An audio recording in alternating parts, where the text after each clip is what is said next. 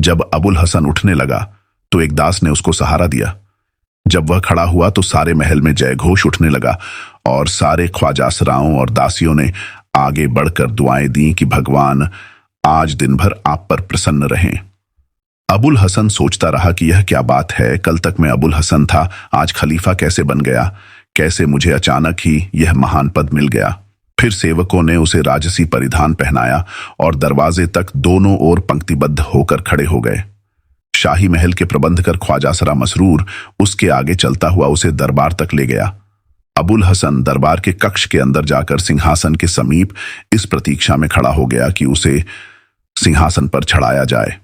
दो बड़े सरदारों ने उसकी बांह पकड़कर सहारा दिया और उसे तख्त पर बिठा दिया। वह ज्यों ही तख्त पर बैठा कि चारों ओर से सलामी की आवाजें उठने लगीं।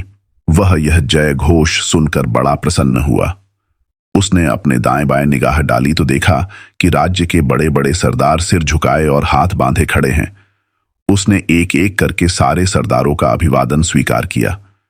फिर राज्य का मंत्री, जो सिंहासन के पीछे खड़ा था और दरबार का इंतजाम देख रहा था, अबुल हसन के सामने आया और फर्शी सलाम करके उसे दुआ देने लगा।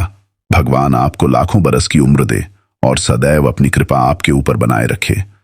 भगवान करे कि आपके मित्र और शुभ चिंतक सुखी और आपके शत्रु परास्त रहें।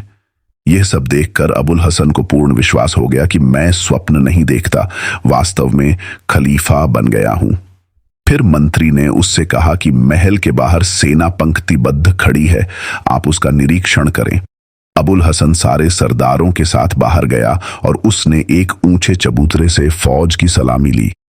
वह फिर दरबार में वापस हुआ और मंत्री ने प्रजा के आवेदन पत्र उसके सामने पेश किए। उनकी समझ में जैसा आया उसे वैसा ही फैसला किया। फिर मंत्री ने राज्य के समाचार सुनाने शुरू किए। अभी यह समाचार पूरे नहीं हुए थे कि अबुल हसन ने शहर के कोतवाल को बुलाया। वह आया तो उसे अपनी गली का नाम बताकर कहा, तुम सिपाहियों को लेकर वहां जाओ। वहां की मस्जिद में एक बूढ़ा मुअज्जिन है, उसे तलवे ऊपर करके उन पर 400 डंडे लगवाओ और उसके 4 साथियों को 100 कोड़े लगवाओ। फिर उन सबों को ऊंट पर पीछे की ओर मुंह करवाकर नगर भर में फिराओ और ऐलान कराते जाओ,